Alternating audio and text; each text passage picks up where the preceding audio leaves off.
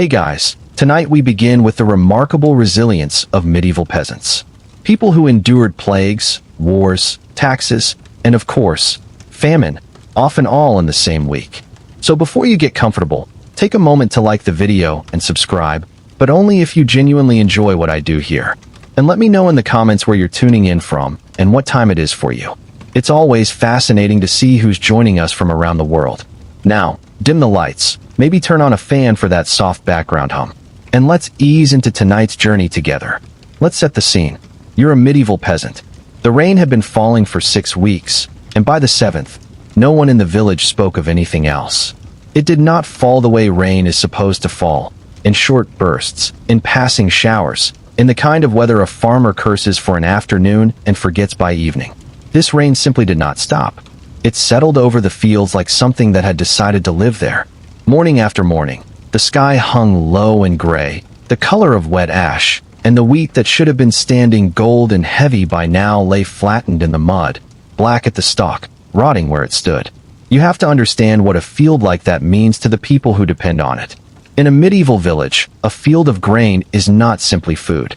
It is the entire architecture of survival, built stalk by stalk over a growing season that offers no second chances. Plant in spring, tend through summer, harvest in the narrow window between ripeness and rot, and pray, every single year, that nothing goes wrong in between.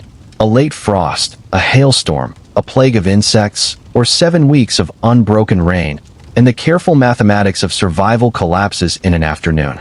This is what happened to the village of our story, somewhere in the rolling, half-drowned countryside of medieval Europe, in a year that its people would remember for the rest of their lives, and that their children would hear about long after they were gone. We do not need a single name or a single date to understand it, because this story happened, in one form or another, dozens of times across the medieval centuries, in England after failed harvests, in France, in the German lands, in Italy, different villages, different kings, the same rain, the same rot, the same fears settling into the same tired shoulders. Picture the village itself. A cluster of low timber-framed houses with roofs of thatch, gathered loosely around a small stone church whose bell told the hours of work and prayer alike. Beyond the houses, the open fields stretched out in long, narrow strips, the medieval farmer's version of a ledger, a strip for this family, a strip for that one, worked communally in season, and harvested by hand with sickles that had been sharpened the same way for generations. This was the open field system, the backbone of manorial agriculture, and it worked well enough in an ordinary year. It was not built to survive an extraordinary one. By late July, the villagers had stopped pretending.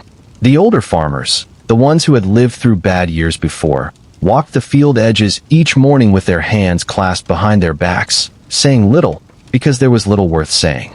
The wheat stood in standing water. Its roots, unable to breathe, began to yellow and die from the base upward. What should have ripened into full golden heads instead browned and collapsed, some of it sprouting where it lay, the grain trying uselessly to germinate inside the rotting husk. A farmer can look at a field like that and read the entire coming year in it, not metaphorically, but literally. He is looking at his family's meals for the next 12 months, and he is watching them disappear into the mud one row at a time. There is a particular kind of dread that settles over an agricultural community in a moment like this, and it is different from the dread of sudden disaster. A fire, a raid, a flood. These are catastrophes that arrive and are over, leaving a clear before and after. A failed harvest is slower and crueler than that. It does not announce itself all at once. It arrives as a suspicion in June, a fear in July, and a certainty by August, and every day in between is spent hoping to be wrong, checking the sky each morning for a break in the clouds that does not come. The village priest, who kept what records existed for a place like this, would later write, in the kind of brief, understated Latin common to parish accounts of the period, that the harvest had failed by a great part, and that the people were sore afraid.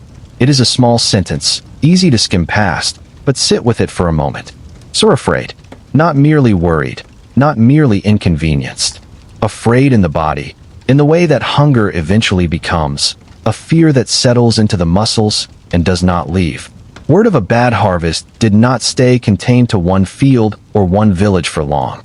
Travelers on the rutted roads between market towns carried news the way they always did, one conversation at a time, and by August it was clear this was not a local misfortune. The rain had fallen across whole regions. Rivers that usually shrank in summer stayed swollen and brown, spilling into low pastures and drowning the hay that should have fed the village's animals through winter. If the grain had failed and the hay had failed, that meant the coming winter would strike twice.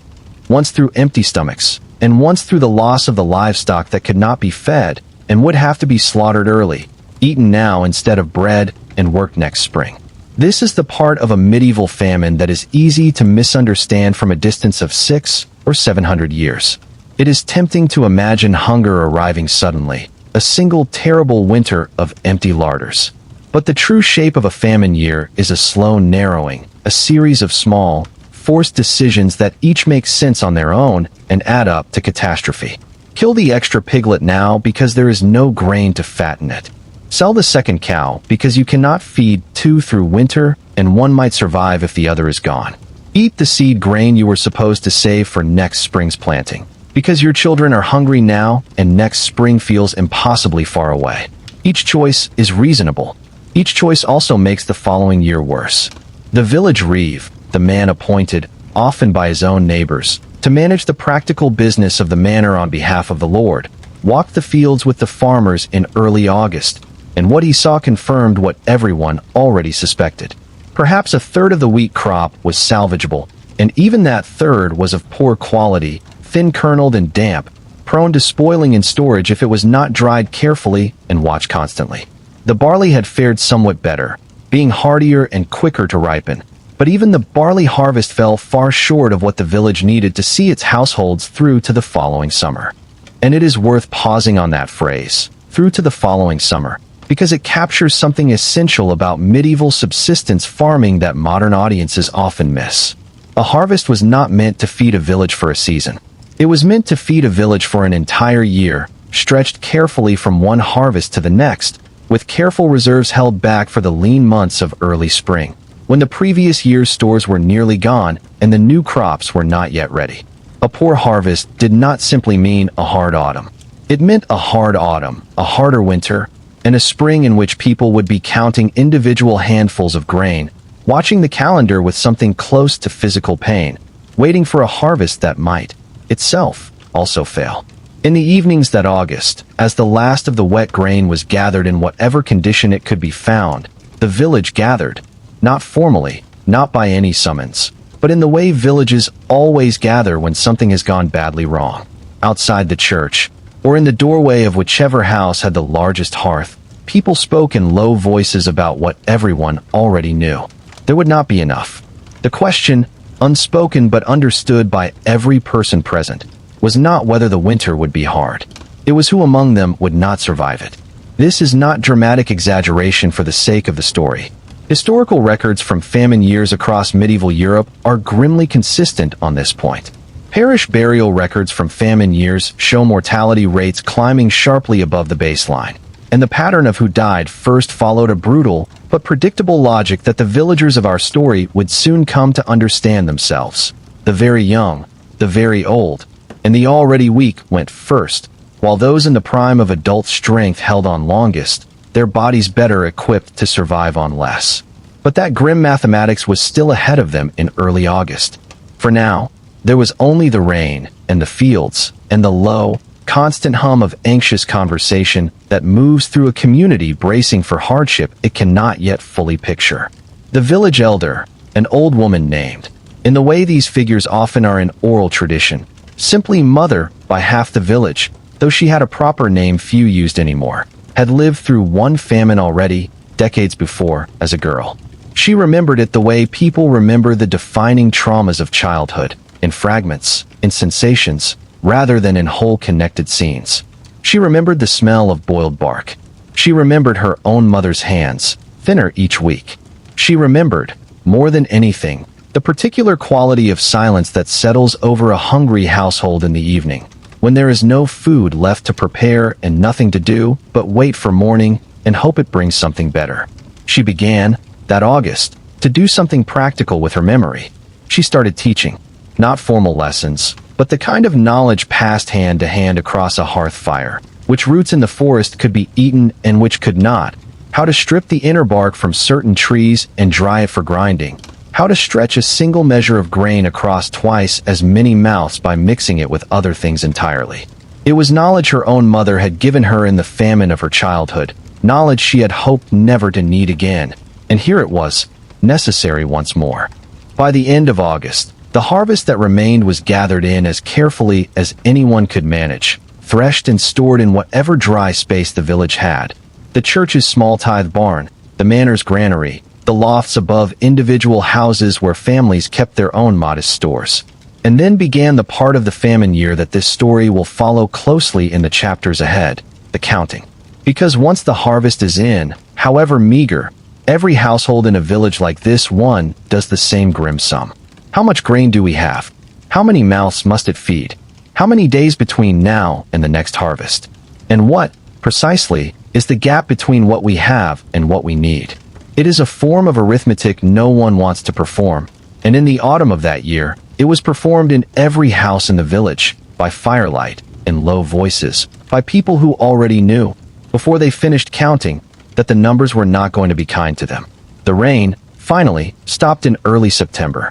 It was too late to matter for the wheat, but the villagers noticed it anyway, the way you notice small mercies even in the middle of larger disasters, because the sun on their faces after 7 weeks of gray sky felt, for a moment, like something other than misfortune.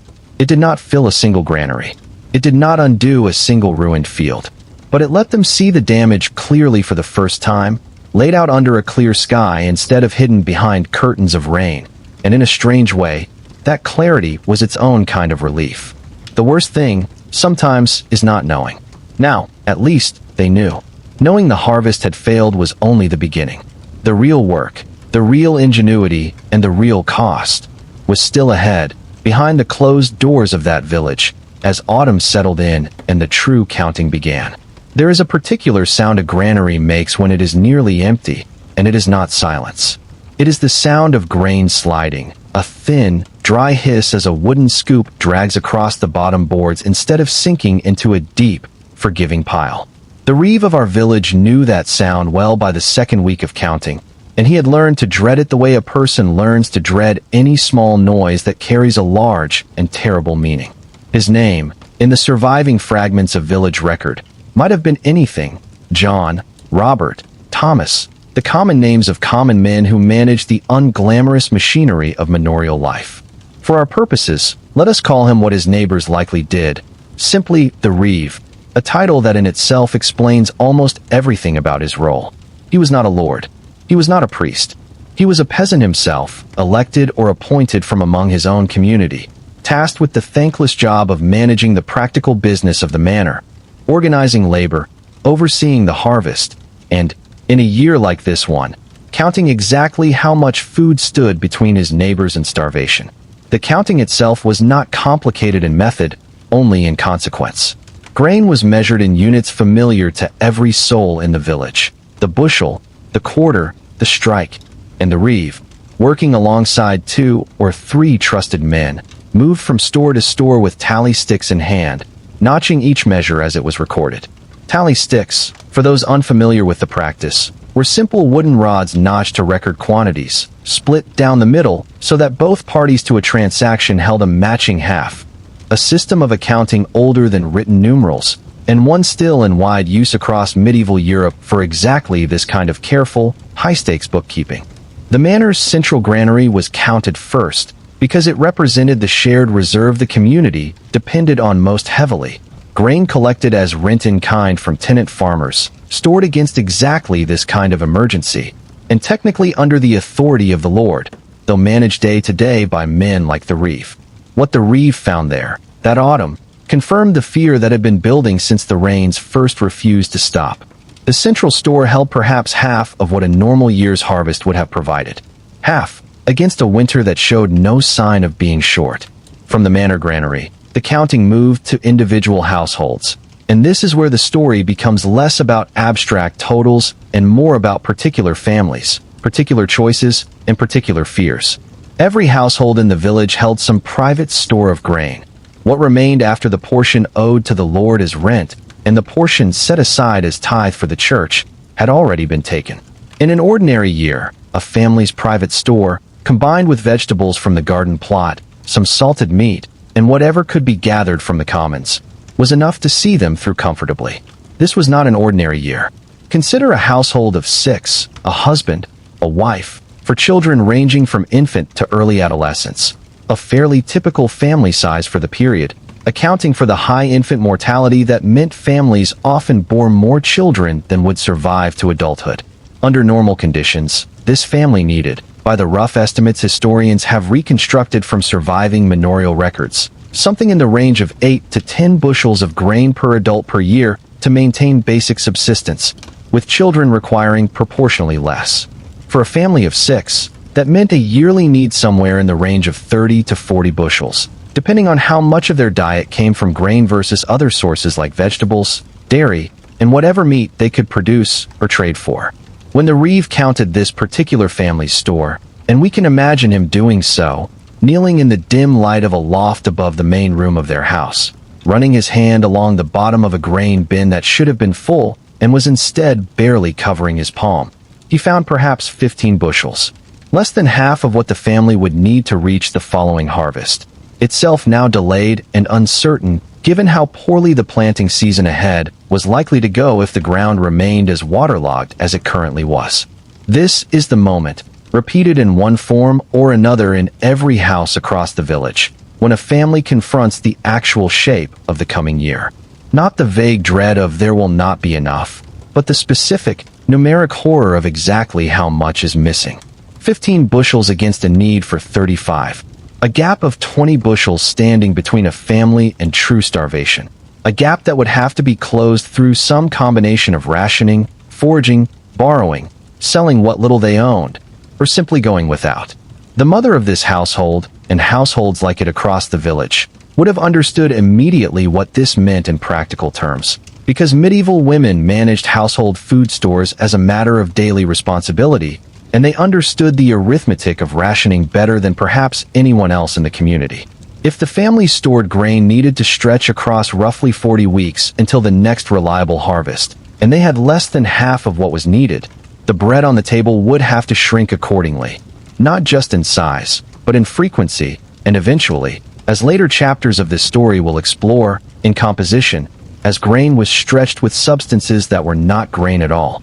The Reeves counting, once complete, painted a picture for the entire village that was worse, in aggregate, than most individual families had feared for themselves alone. It was one thing to know your own household was short.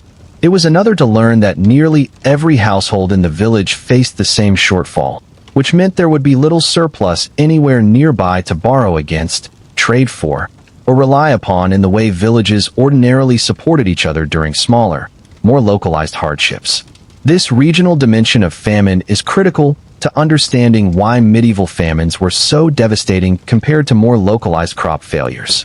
A single farm's bad luck could be absorbed by a healthy community around it.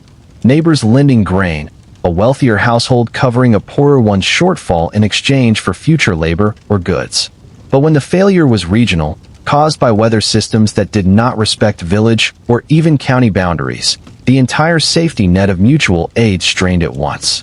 Everyone was short. Everyone was counting the same grim numbers. And the villages that might, in an ordinary bad year, have helped each other, instead found themselves competing for the same limited surplus in the same regional markets, driving prices upward at exactly the moment when families had the least money to spend on them.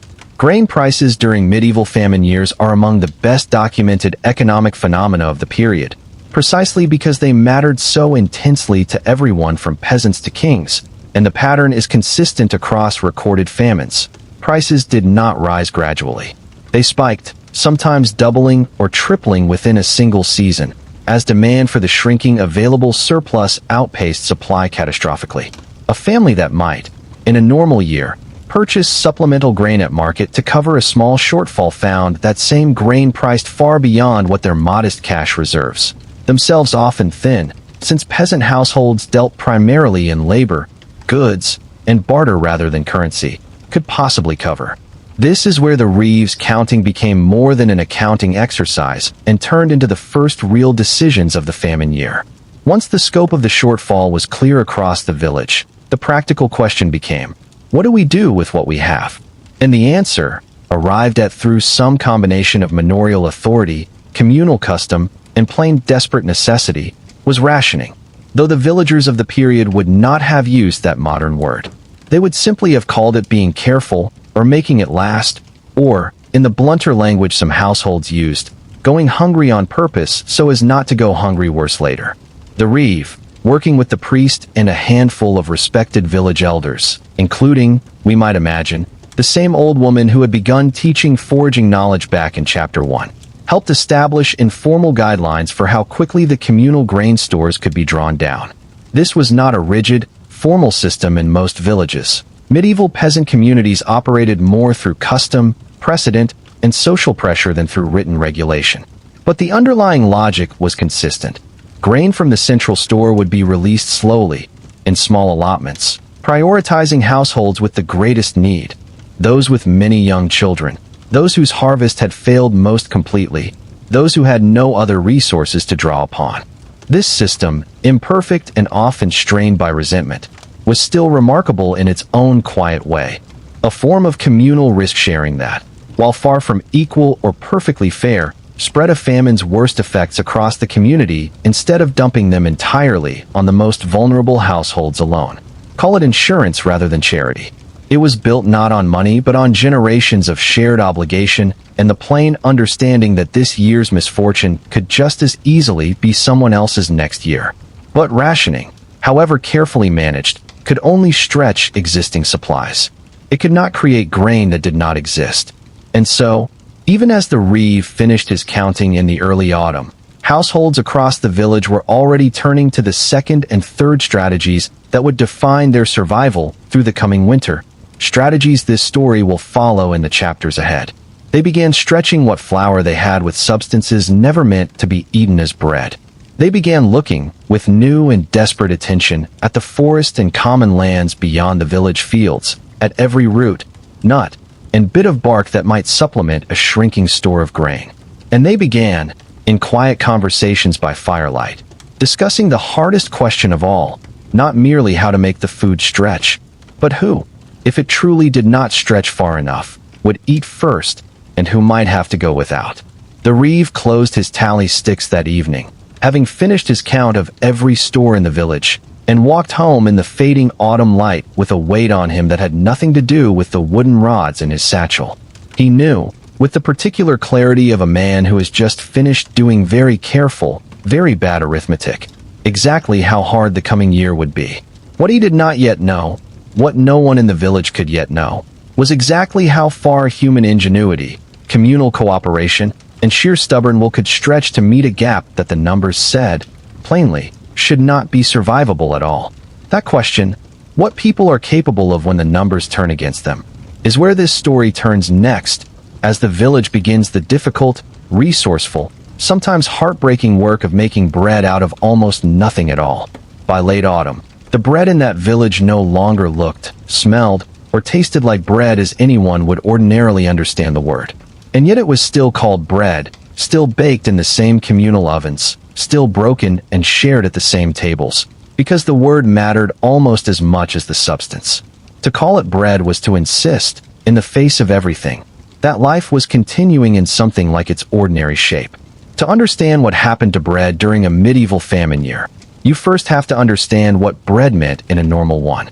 Grain, wheat where the soil and climate allowed it, otherwise rye, barley, or oats, formed the absolute foundation of the medieval peasant diet, providing by most historical estimates somewhere between 60 and 80% of daily caloric intake for ordinary households.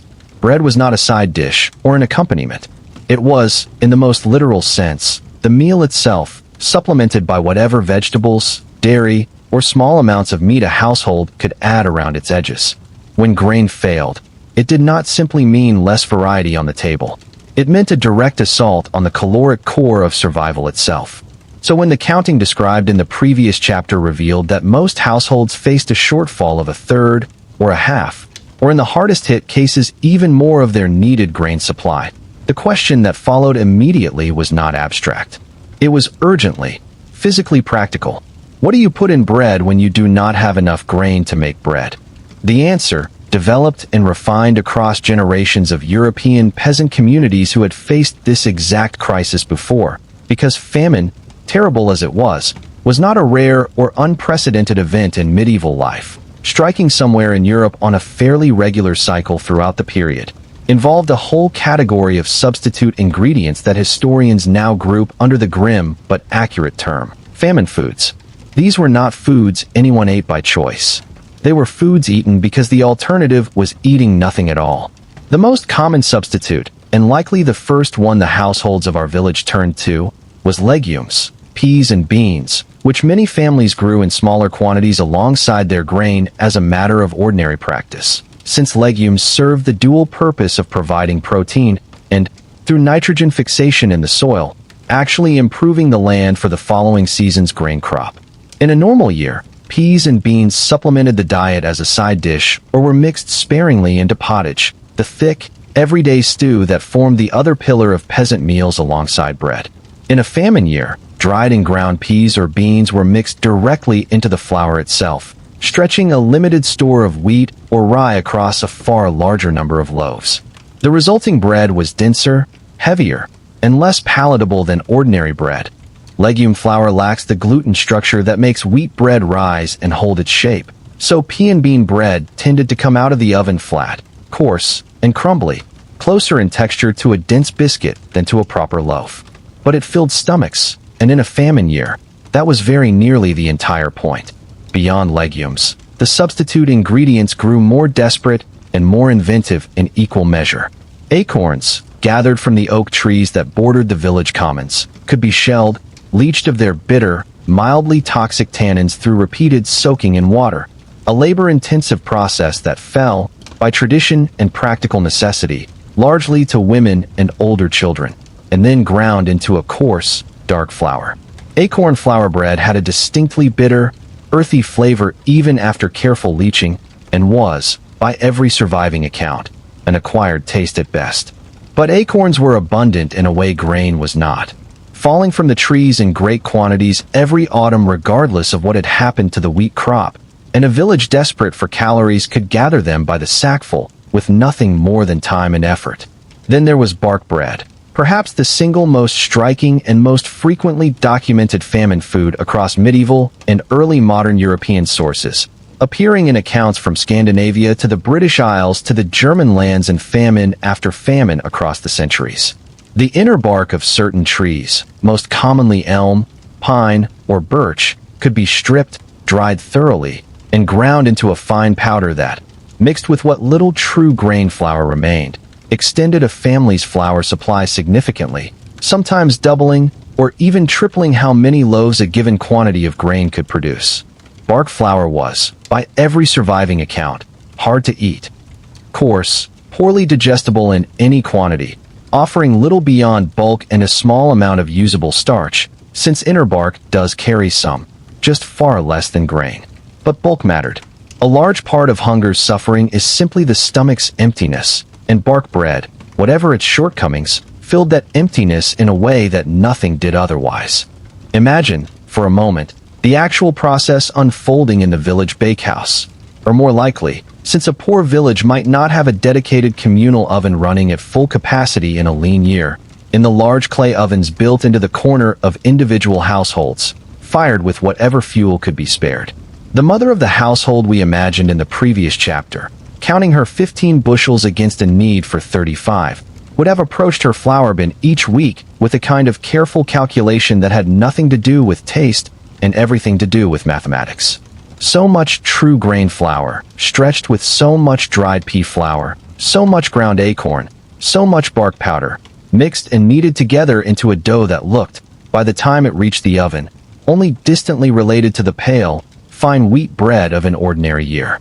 The resulting loaf would have been dark, dense, and coarse-textured, likely gritty from imperfectly ground additions, bitter in places where the acorn leaching had not fully removed the tannins, and difficult to chew and digest compared to the bread the family remembered from better years.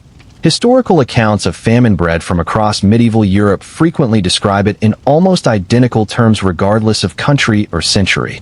Heavy, bitter, hard on the stomach, and yet, in every single account, eaten gratefully, because the alternative was starvation, and starvation made every complaint about texture and taste feel almost obscene by comparison. There is a particular detail that appears across multiple historical accounts of famine bread that deserves attention here, because it illustrates something important about how communities manage scarcity. The bread was not distributed equally in terms of quality, even within a single household. Custom and simple parental instinct generally directed that whatever true wheat or rye flour remained in a household's dwindling store be concentrated, where possible, into bread meant for young children and nursing mothers, whose bodies had the least capacity to process the coarse, difficult-to-digest bulk of pure bark or acorn bread. Adults, and particularly adult men doing heavy physical labor, often ate the roughest versions of famine bread, their stronger digestive systems better equipped to handle what would have made a small child seriously ill. This quiet, unspoken system of internal rationing, better bread for the most vulnerable, rougher bread for the more resilient, was one of countless small, undocumented acts of care that held families together through famine years. Decisions made at the hearth, with no ceremony, and no record beyond the survival, or loss, of the people they were meant to protect. Beyond bread itself, the same substitute ingredients found their way into the other staple of the peasant table. Pottage, the thick vegetable and grain stew simmered for hours in a single pot hung over the hearth fire, added to and drawn from throughout the day as needed.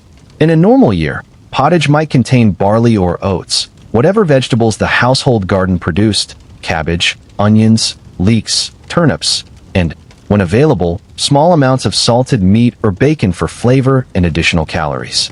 In a famine year, pottage became the primary vehicle for stretching every available food source as far as it could possibly go, thickened with the same ground legumes, acorns, and occasionally even ground dried nettles or other wild greens gathered from the forest and commons, a practice we will return to in greater detail in the chapter ahead. Famine foods, whatever their unpleasant texture and taste, were not chosen at random.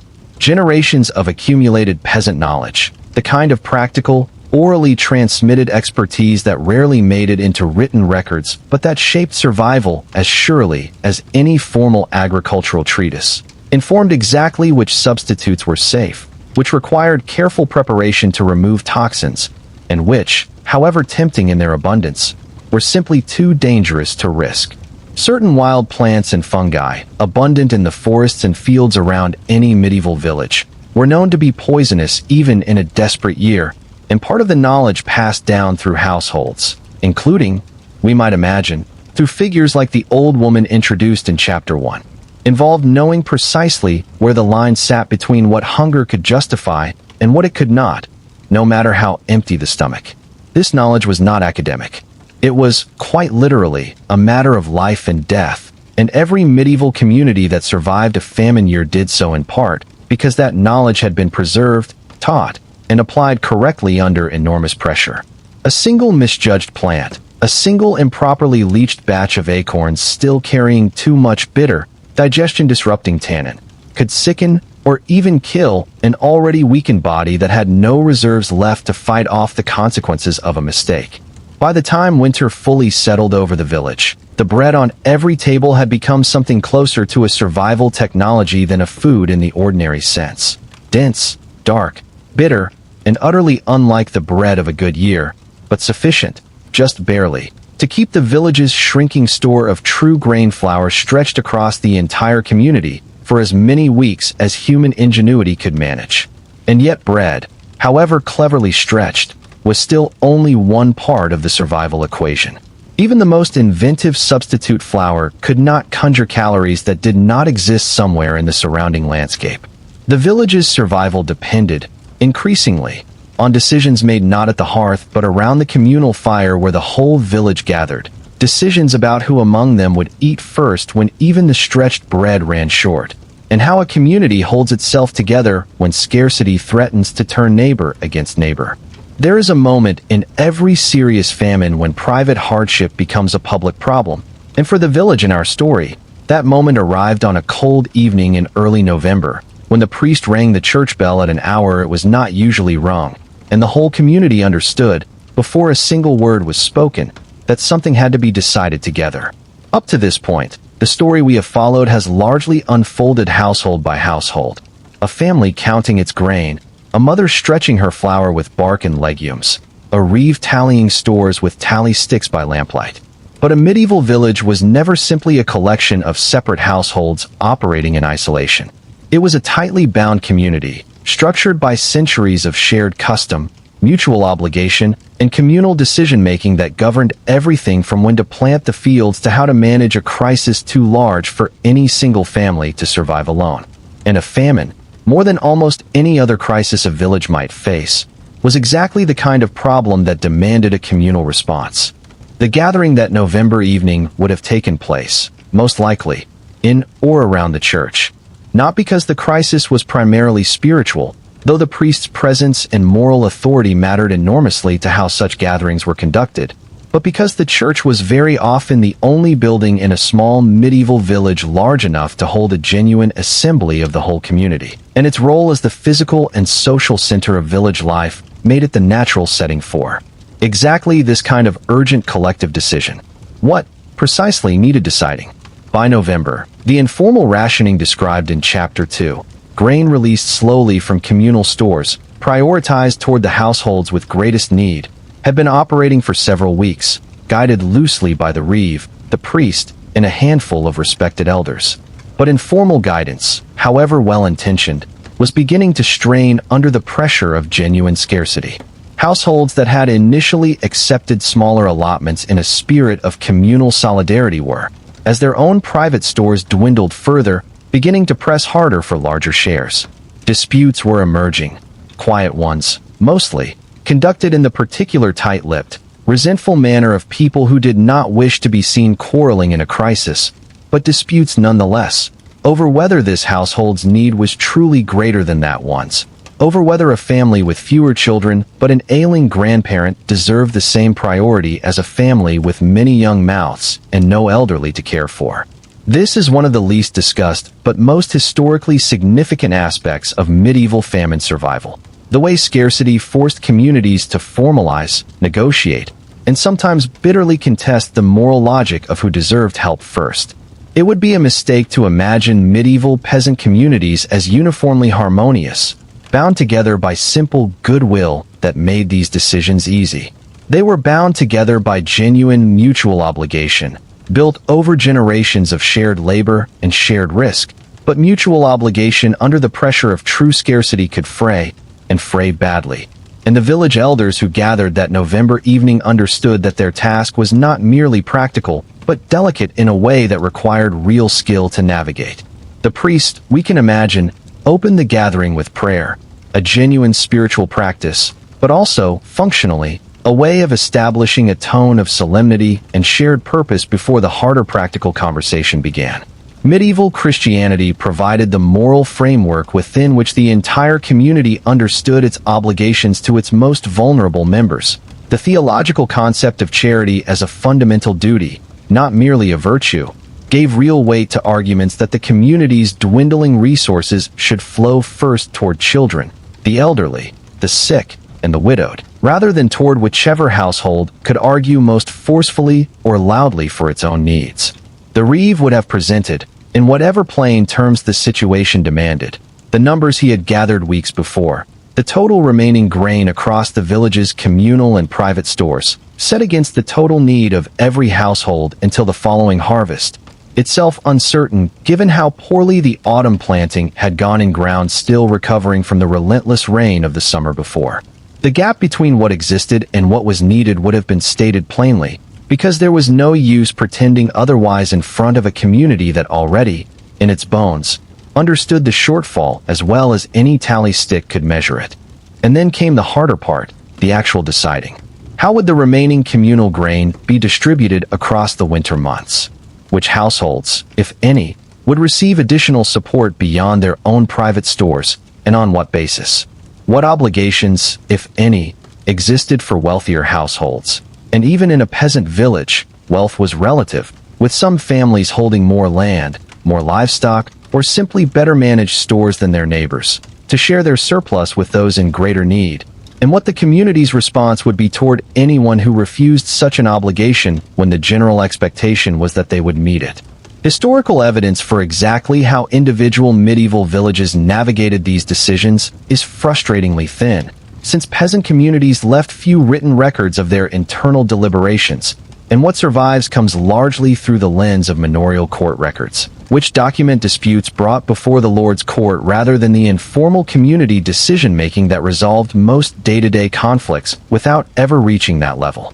But manorial court records from famine years across medieval England, France, and elsewhere do show a consistent pattern of increased disputes over exactly these kinds of questions: grain hoarding accusations, disputes over communal grazing and foraging rights, conflicts over unpaid debts that had accumulated as families borrowed grain from wealthier neighbors and struggled to repay it even after the crisis eased. What these records suggest, and what our story's village would likely have experienced in some form, is that famine tested and sometimes strained the bonds of communal obligation, even as it also, in many documented cases, strengthened and reaffirmed them. Both things were often true simultaneously, in different corners of the same crisis. A village might, in the same famine year, see both genuine acts of remarkable generosity, a wealthier household quietly providing grain to a struggling neighbor with no expectation of immediate repayment, and genuine acts of self-interested hoarding, households concealing the true extent of their private stores from the reeves counting in order to protect their own family first.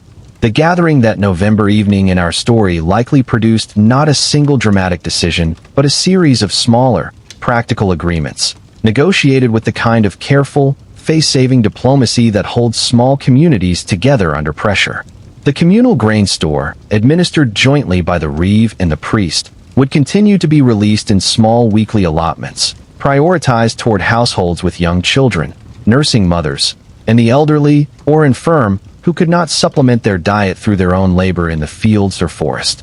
Households with greater private resources were encouraged, through social pressure and appeals to Christian charity rather than any formal legal obligation, to share modestly with struggling neighbors, an arrangement that depended heavily on reputation and communal standing, since a household known to have hoarded grain while neighbors starved would carry that reputation and its social consequences, long after the famine itself had ended. And beyond the question of grain distribution, the village would have made other collective decisions that this story will follow in the chapters ahead. Decisions about access to the commons and forest lands, where foraging rights, ordinarily governed by long-standing custom, needed renegotiation as the pressure on those resources intensified dramatically, with every household turning to the same limited supply of nuts, roots, and wild greens. Decisions, too, about labor, whether the village's collective work, ordinarily organized around the seasonal rhythms of planting, tending, and harvesting, needed to shift toward more foraging and less traditional farm labor, at least until conditions improved enough to justify the community's dwindling energy being spent in the fields rather than the forest. The village's decisions were never made in complete isolation from the wider structure of authority governing medieval rural life, either. The reeve, for all his practical authority over the village's own communal stores, answered ultimately to the lord of the manor, and any request for additional support beyond what the village itself possessed would need to pass through that relationship. A relationship that, as the next chapter shows, was rarely as simple or as generous as a starving village might have hoped. But for now, on that cold November evening, the village had done what communities facing catastrophe have always had to do: looked honestly at an impossible shortfall, argued through their disagreements as best they could, and arrived, imperfectly but for real, at a shared plan for surviving together rather than each household fending for itself. It was not a perfect solution. Some households would still suffer more than others. Some resentments, quietly nursed through that difficult winter, would linger for years. But the alternative, every family for itself, with no shared plan and no communal obligation binding them together, would almost certainly have produced a far higher toll by the time spring finally arrived. As the gathering broke up and villagers made their way home through the cold dark, carrying whatever small comfort could be found in having a plan, however imperfect, one uncomfortable question remained largely unaddressed in the public conversation, though it sat heavily on more than a few minds as they walked. Beyond the village's own fields and stores lay the manor itself, and behind its walls, a store of grain collected as rent and tithe from the very households now facing hunger. What obligation, if any, did the lord who held that grain owe to the people who had produced it? That question, and the uneasy answer the village would receive, is what came next. Behind the timber gates of the manor house, in a stone-walled granary built specifically because stone resisted fire and vermin better than the wattle and daub construction of an ordinary peasant home, sat a store of grain that most of the village had never seen and few would ever be permitted to enter. This was the lord's grain, collected across the preceding years as rent, as tithe, as the accumulated portion owed by every tenant household under the manorial system that structured nearly all of medieval rural life. And in a famine year, the existence of that store, sitting quietly behind stone walls while the village outside counted its dwindling bushels by lamplight, became one of the most fraught and revealing aspects of the entire crisis. To understand why this store existed at all, and why it created such a complicated moral and practical situation during famine, requires understanding the basic structure of the manorial system that governed the economic life of our village and thousands like it across medieval Europe. Peasant households did not simply farm land they owned outright. Most worked land held under various forms of tenancy from a lord, sometimes a local noble, sometimes a monastery, sometimes, in a chain of obligation that could stretch upward through multiple layers, a more distant aristocrat who held the manor as part of a larger estate. In exchange for the right to farm strips of the manor's land, tenant households owed obligations upward, a portion of their harvest as rent, days of labor on the lord's own domain land, and various other customary dues that varied considerably from manor to manor and region to region. This system meant that even in the best of years, a portion of every household's hard-won harvest flowed upward and out of the village entirely, collected into the lord's own granary rather than remaining in peasant hands. In an ordinary year, this arrangement, however unequal, functioned within an accepted framework of mutual, if deeply asymmetrical, obligation. The lord provided military protection, legal authority, and a degree of stability to the manor, and in exchange received a share of its agricultural output. Whether this exchange was fair by any modern standard of justice is a separate question from whether it was, within the framework of medieval society, understood as legitimate and expected by nearly everyone involved, including, for the most part, the peasants themselves, who had grown up within a social order that took this arrangement largely for granted. But a famine year exposed, with brutal clarity, exactly how asymmetrical that arrangement truly was. While the village outside counted its shrinking private stores bushel by careful bushel, the manor's granary held a reserve accumulated specifically because the lord's household did not depend on any single year's harvest for its survival the way an individual peasant family did.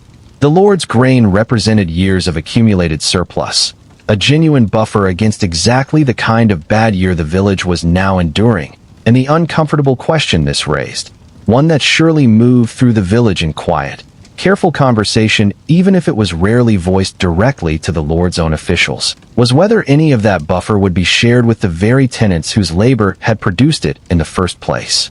Historical evidence on this question is genuinely mixed. It would be a mistake to paint every medieval lord with the same brush, whether as uniformly generous or uniformly indifferent to the suffering of their tenants during famine years. Surviving manorial and monastic records show real variation in how lords responded to famine among their tenant populations. Some lords, particularly monasteries with strong charitable traditions built into their religious mission, are documented distributing grain from their reserves to struggling tenants during recorded famine years, sometimes at reduced rates, sometimes as outright charity, understanding, whether from genuine compassion, practical self-interest in preserving a functioning tenant population, or some blend of both, that a village decimated by starvation produced far less labor and far less rent in the years that followed than one that had been helped through its crisis.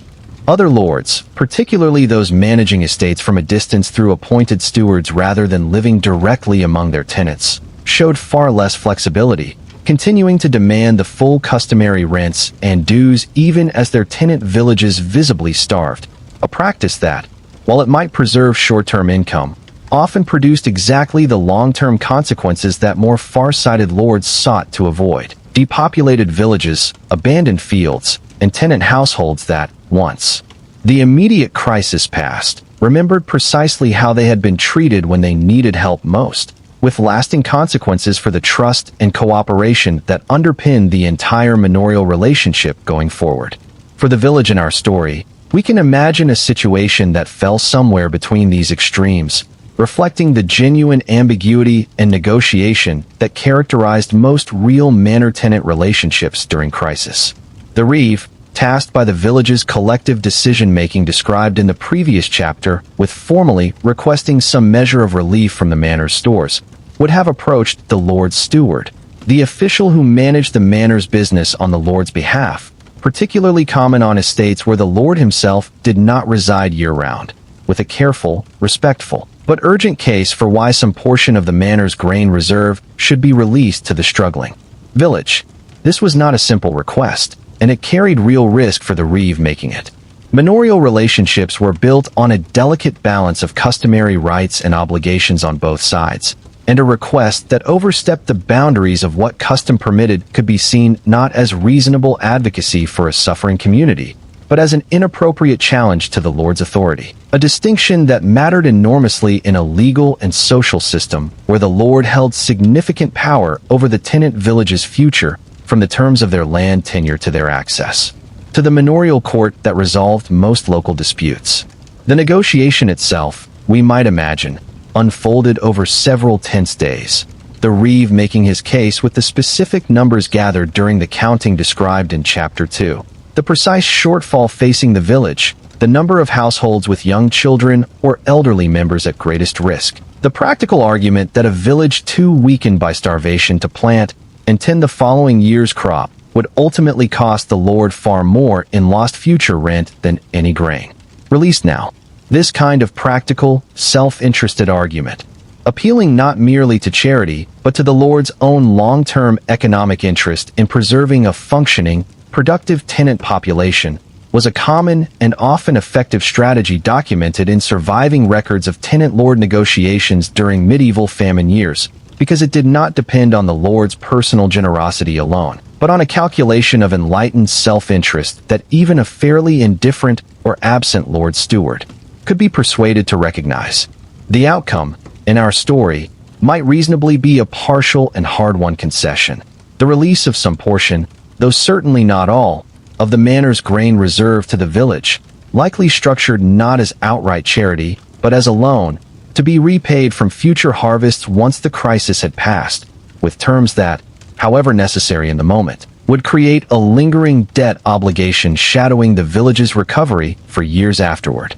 This pattern, famine relief structured as debt rather than gift, appears repeatedly in the historical record, and it's one of the genuinely tragic long-term consequences of medieval famine. Villages that survived a crisis year often emerged from it further indebted, their eventual recovery slowed by obligations incurred simply to survive the disaster in the first place. There's a broader structural reality worth naming here, one that the story of this single village can't fully capture on its own. Medieval famines were not simply natural disasters that struck communities in isolation from the social and economic systems that governed their lives. The manorial system itself, with its upward extraction of agricultural surplus from peasant households to lords, and, further up the chain, often to the church and crown as well, meant that peasant communities entered any bad harvest year with less of a buffer than they might otherwise have had, because a portion of every good year's surplus had already flowed out of their hands before a single bad year ever arrived. This is not to say the manorial system caused medieval famines. Weather, disease, and agricultural limitations of the period were the primary drivers, but it shaped, quite significantly, how much resilience individual peasant households and villages had available to absorb a bad year when one inevitably came. The village's negotiation with the manor, successful though partially and at real long-term cost, illustrates something important about medieval famine survival that this story has returned to repeatedly and will continue to explore. Survival was rarely purely a matter of individual or even village-level resourcefulness alone. It depended, too, on navigating a complex web of social, economic, and legal relationships between peasant and lord, between village and church, between neighbor and neighbor, each carrying its own obligations, its own leverage points, and its own long-term consequences that would shape the community's fortunes long after the immediate crisis of hunger had passed. As the grain from the manor's store, modest as it was, made its way into the village's communal distribution alongside the stretched, substitute-laden bread, the village found itself in a slightly less desperate position than the pure numbers of Chapter 2 had suggested. Though less desperate, remained a very long way from safe. The true test still lay ahead, in the depths of winter, when even foraged and borrowed supplements would run thin, and the community would need every remaining resource the surrounding landscape could offer. That resource was the forest, the commons, and the wild abundance a desperate village learned to see with entirely new eyes. There is a version of the medieval forest that exists mostly in later imagination. Dark, dangerous, a place of outlaws and wolves, to be avoided rather than entered. But for the village in our story, and for peasant communities across medieval Europe facing exactly this kind of famine year, the forest and the common lands surrounding it were something closer to the opposite. Not a place of danger to be avoided, but a pantry of last resort, and in the hardest years, very nearly a first resort, turned to with an intensity and attentiveness that transformed how an entire community related to the landscape around them. To understand why the forest mattered so much during famine, you first have to understand the medieval commons, a category of land, distinct from both the lord's domain and the individually held peasant strips of the open fields, that belonged to no single household, but to the community collectively, governed by long-standing customary rights that regulated exactly what each household could take from it, and how much. Common land typically included rough pasture where villagers grazed livestock beyond what their own small holdings could support, woodland where households gathered fallen timber for fuel and building material, and open ground where a whole range of foraged resources, nuts, berries, wild greens, mushrooms, and small game, could supplement what the cultivated fields provided. In an ordinary year, the commons functioned as a supplement to the village's primary agricultural production, useful, valued, but secondary to the grain fields that formed the true backbone of subsistence. In a famine year, that relationship inverted almost entirely, with the grain harvest catastrophically short. As established in the earliest chapters of this story, the commons and surrounding forest became not a supplement, but very nearly a primary food source, and the customary rules governing access to them, ordinarily a matter of settled tradition rarely contested, suddenly became a subject of intense practical importance, renegotiated. As touched on briefly in the previous chapter's discussion of the village's collective decisions, under the pressure of genuine scarcity, the old woman introduced in Chapter 1, whose memory of a childhood famine had prompted her to begin teaching foraging knowledge back in late summer, would have come fully into her own during this stretch of the story, her half-remembered childhood expertise becoming one of the village's essential resources. What that expertise actually involved is worth walking through in some detail, because the range and sophistication of medieval foraging knowledge is one of the more remarkable and underappreciated aspects of peasant survival strategy. Nuts formed one of the most significant categories of foraged food, and among them, as touched on in Chapter 3's discussion of famine bread, acorns held particular importance simply due to their abundance. A single mature oak tree could drop thousands of acorns in a good mast year, and the commons and forest edges of most medieval villages included enough oak trees to make large-scale acorn gathering a realistic strategy for supplementing a shrinking grain supply. But acorns were not the only nut worth gathering. Beechnuts, chestnuts where the climate and soil supported chestnut trees, and hazelnuts all appeared in the foraging repertoire of medieval peasant communities, each requiring different preparation. Beechnuts, like acorns, needed some processing to reduce their tannin content before large-scale consumption, while hazelnuts and chestnuts could be eaten with comparatively little preparation beyond roasting, making them particularly valuable finds during an intensive autumn gathering effort. Beyond nuts, wild greens offered a different but equally important category of forage nutrition. not primarily for calories, since greens are relatively low in the kind of dense energy a starving body desperately needs, but for the vitamins and minerals that a diet increasingly dominated by dense, poorly digestible bread substitutes could easily lack, creating real risk of nutritional deficiency diseases even among households that were managing, barely, to avoid outright starvation.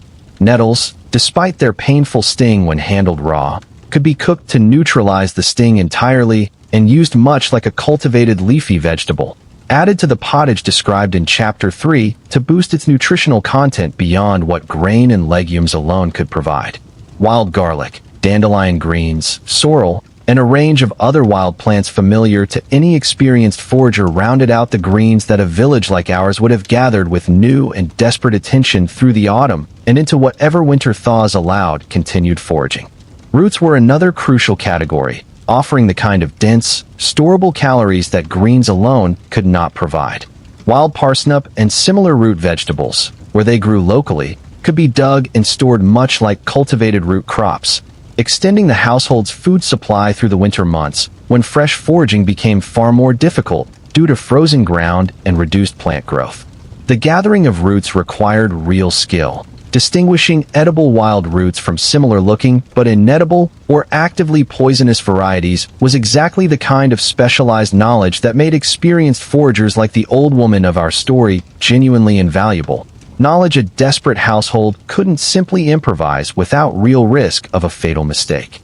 The foraging effort was also enormously labor-intensive, and that cost is easy to underappreciate against the more visible story of the food itself.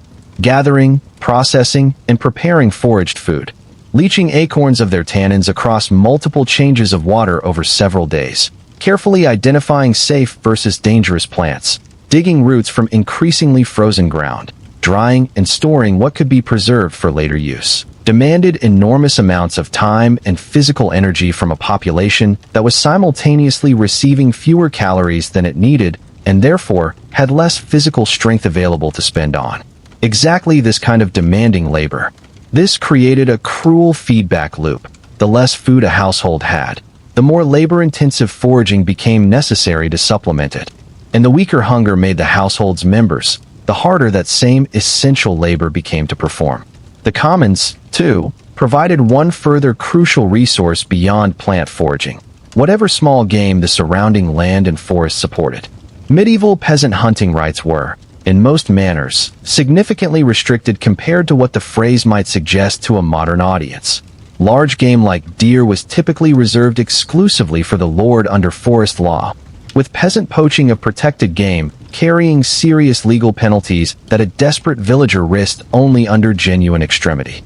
But smaller game, rabbits, birds, and similar creatures not protected under the same restrictive forest laws, remained more accessible to peasant hunting and trapping, and a village facing genuine famine would have turned to whatever small game the surrounding land supported with real intensity, snares and simple traps set along forest edges and field margins by anyone in the household with the skill and patience to manage them. Fishing, too, where the village's location included access to a stream, river, or pond, provided another supplementary protein source, and medieval peasant communities generally held more secure customary rights to fish common waters than to hunt game, making fishing a somewhat less legally fraught way of supplementing a failing grain supply with genuine protein and fat, both of which mattered enormously for maintaining basic health and strength through a period of severe caloric restriction. All of this foraged supplementation, nuts, greens, roots, small game, and fish, flowed back into the household kitchens and communal cooking of the village, mixed into the stretched bread and thickened pottage described in earlier chapters, extending the village's dwindling grain supply in every direction that human ingenuity and hard-won traditional knowledge could manage. It would be a significant overstatement to say foraging alone closed the enormous gap between what the failed harvest had provided and what the village needed to survive comfortably through the winter. The caloric density of foraged wild foods, however valuable as supplementation, could not fully replace the concentrated energy a healthy grain harvest would have provided. But it meaningfully narrowed that gap, buying the village time and margin that made the difference in many documented historical cases of medieval famine. between a hard winter that a community survived with real suffering but ultimately intact, and a catastrophic one that produced the kind of severe mortality recorded in the grimmest famine years of the period. By the time the first hard frosts of true winter arrived, foreclosing most further foraging until whatever early spring growth eventually returned, the village had assembled, through the counting and rationing of Chapter 2, the stretched and substituted bread of Chapter 3, the difficult collective decisions of Chapter 4, the hard-won concession from the manor's granary in Chapter 5, and the intensive foraging effort of this chapter. A genuinely comprehensive, if still inadequate, survival strategy. Every household understood, by now, exactly how thin the margin between survival and true catastrophe remained. But even the most resourceful survival strategy could not protect every member of the village equally. Some among them, particularly the youngest and the oldest, faced a winter of real peril that all the foraged nuts and stretched bread in the world might not be enough to carry them through. That harder reality, and how the village faced it, together, with whatever strength and care for one another they had left, is where this story continues. There is a hierarchy to hunger, and every parent in that village learned it that winter whether they wanted to or not. It doesn't announce itself all at once. It shows up in small ways first. A child who used to run everywhere now walking, an old man who used to split his own firewood now asking his son to do it. By midwinter, the households of our village had stopped pretending this was ordinary tiredness. Hunger was sorting itself out by age and by body, and everyone could see the order it was following, even if nobody said it out loud at the table. Infants and toddlers were the first real worry, and for a specific, brutal reason. A nursing mother's milk supply drops when her own caloric intake drops.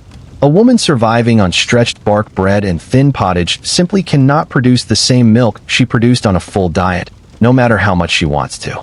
Historical demographic studies of pre-modern famines consistently find infant mortality spiking earliest and hardest, well before adult mortality rises, not because infants were loved less or cared for worse, but because they depended entirely on a supply chain that ran through an already starving mother's body, and that chain broke first.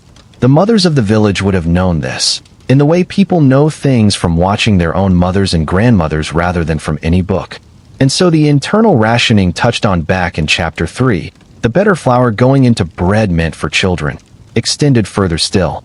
A nursing mother would be given priority for whatever true grain remained in a household's dwindling store, not out of sentiment, but out of the same hard practical logic that governed every other decision that winter. Protect the supply chain that keeps the baby alive. The elderly faced a different version of the same math. An older body has less muscle mass to draw on when caloric intake drops, less capacity to regulate its own temperature through a cold winter, and often a weaker immune system heading into a season when disease, which will come to properly in a later chapter, was already stalking every household that hunger had left vulnerable. Grandparents in the village, the ones still living, would have quietly begun eating less than their share, not because anyone forced them to, but because an old woman who has already raised her children and buried a husband or two understands, better than almost anyone, exactly what a growing grandchild needs more than she does. This is one of the harder things to sit with in the story of a famine, and it's worth sitting with rather than rushing past. The sacrifice of the old for the young wasn't usually a dramatic, single moment of decision. It was hundreds of small ones, an extra spoonful pushed across the table, a portion quietly left unfinished, a grandmother claiming she wasn't hungry at an hour when everyone in the room knew that couldn't possibly be true. Nobody wrote these moments down. They didn't need writing down. Everyone in the room understood exactly what was happening and let it happen, because the alternative, insisting the old woman eat her full share while a child went without, was worse. Children past infancy, old enough to eat solid food but still growing, occupied their own uneasy middle ground. They needed real calories to keep developing, but they also had the least capacity to understand why there wasn't enough, and parents in famine years across medieval Europe describe, in the rare surviving accounts that touch on this at all, the particular cruelty of a hungry child who simply doesn't grasp that there's no more bread to give them. A child doesn't reason about crop failures and rationing plans. A child is hungry now, and cries now, and a parent sitting with an empty bowl and a crying child is enduring something that no amount of communal solidarity or clever foraging can soften. There's a reason medieval parish records from famine years so often show a distinct pattern in burial ages: a cluster of infant and very young child deaths, then a gap through the teenage and young adult years where bodies were strongest and best able to survive on less, then a second, smaller cluster among the elderly. Historians reading these records centuries later see numbers on a page. The people living through it were burying grandparents and infants within the same hard season, sometimes within the same month, and doing it while still trying to keep everyone else alive. The village priest's role took on new weight during this stretch of the winter, and it's worth understanding what that role actually involved beyond the spiritual comfort he offered at burials. He would have kept whatever rough parish register existed, a record, however informal, of who had died and roughly when, partly for the church's own administrative purposes, and partly because someone needed to track the community's shrinking numbers as the winter wore on. He also, by most surviving accounts of parish life during famine years, became a kind of emotional clearinghouse for a village carrying grief it had no time to properly process, since burying one person often meant getting straight back to the work of keeping everyone else alive. It's tempting, telling a story like this, to focus entirely on the practical mechanics of survival, the counting, the rationing, the foraging, because those are the parts that can be reconstructed with some confidence from historical records. But the emotional cost sat underneath every one of those practical decisions, and it deserves acknowledgement rather than a tidy skip past. A mother deciding how to divide a loaf of bark bread among 4 children was not performing a neutral calculation. She was making an impossible choice, over and over, meal after meal, for months, and doing it while also grieving whichever losses her own family or her neighbors' families had already suffered that winter. Not every household in the village lost someone that year. It's worth being clear about that, because famine, even a severe one, rarely killed indiscriminately across an entire community. Households with stronger private stores, fewer very young or very old members, or simply better luck with what they'd managed to forage came through relatively intact. But few households escaped the winter without at least witnessing loss nearby: a neighbor's infant, a neighbor's grandfather, someone whose absence at the well or in the fields the following spring would be quietly, permanently noticed. There's a specific piece of medieval peasant practice worth mentioning here, because it complicates any simple story of families always choosing the youngest and oldest to sacrifice. Infanticide and child abandonment, grim as the subject is, do appear in the historical record during severe famine years, though rates are difficult to establish with confidence given how few families would have documented such decisions even where they occurred. Foundling practices, leaving an infant at a monastery or church doorstep rather than at home, in the desperate hope that the institution could feed the child when the family could not, show up in monastic records from famine periods across medieval Europe. It's not a comfortable detail to include in a story like this one, but leaving it out would flatten the real, terrible range of choices a starving family sometimes faced, and it says something important about how seriously medieval communities understood a family's obligation to try every option before simply letting a child starve at home. Set against that grimness, though, is something that deserves equal weight: the sheer, quiet persistence of care that most families manage to sustain even under this kind of pressure. The internal rationing systems described throughout this story, better bread for children, smaller portions claimed by grandparents, the informal but real prioritization worked out at the village-wide gathering in Chapter 4, represent hundreds of individual acts of restraint and sacrifice, chosen again and again by people who had every physical reason to eat more and chose not to. That's not a small thing. It's arguably the actual center of how a famine-era community survives at all, not through any single dramatic act of heroism, but through an accumulated weight of small, repeated, unglamorous sacrifice that nobody was keeping score of at the time. By the coldest weeks of that winter, the village had lost some of its people. We don't need an exact number to understand the shape of the loss, only that it fell heaviest on the very young and the very old, exactly as every famine before it had. The households that remained intact carried both grief and a fierce, practical determination to protect whoever was left. And as the cold deepened further, that determination would be tested again, in a different way entirely, as families found themselves running out of food to trade for and started looking, instead, at what they owned. A plow ox is not simply an animal. In a medieval peasant household, it is the difference between a field that gets planted on time and one that doesn't, between a family that can work its full strip of land and one that falls behind its neighbors year after year. So when a household in our village led its ox to market that winter, in exchange for grain it needed to survive the next 6 weeks, it wasn't just losing an animal. It was trading away its ability to farm properly the following spring, assuming there was a following spring worth farming for. This is the uncomfortable arithmetic behind the sales, trades, and pawned belongings that define the middle stretch of that famine winter, and it's worth walking through carefully, because it illustrates something that the earlier chapters of this story, the rationing, the foraging, the negotiated grain from the manor, don't fully capture on their own. Even a well-managed famine response has limits. At some point, when the stretched bread and the foraged nuts and the borrowed grain from the Lord's store still don't add up to enough, a family has one resource left, whatever it owns. Livestock went first, generally, because livestock ate food a starving family desperately needed for itself. A cow, a pig, or a flock of chickens all required feed, and feed was exactly the thing the village didn't have to spare. Slaughtering and eating an animal outright provided an immediate, if temporary, source of meat and fat, both of which mattered enormously for a diet that had grown thin and nutritionally poor over months of bark bread and pottage. But slaughtering an animal also meant giving up whatever that animal produced going forward: milk from a cow, eggs from chickens, piglets from a breeding sow, trading a smaller ongoing benefit for a larger immediate one, a trade that made sense in the short term and made the following year considerably harder. Selling an animal alive, rather than slaughtering it at home, offered a different calculation. A family could take an ox, a horse, or healthy livestock to a nearby market town and sell it for coin or trade it directly for grain, preserving the animal's productive value for whoever bought it, while converting that value into food the seller's own family needed right now. This was, in a narrow sense, the more economically rational choice.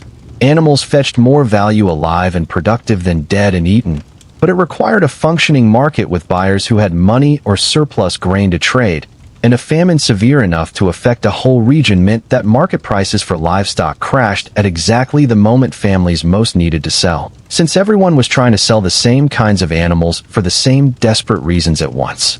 This is a pattern documented repeatedly in medieval economic records from famine periods. Livestock prices collapsing even as grain prices spiked, a brutal double blow for families trying to convert animals into food.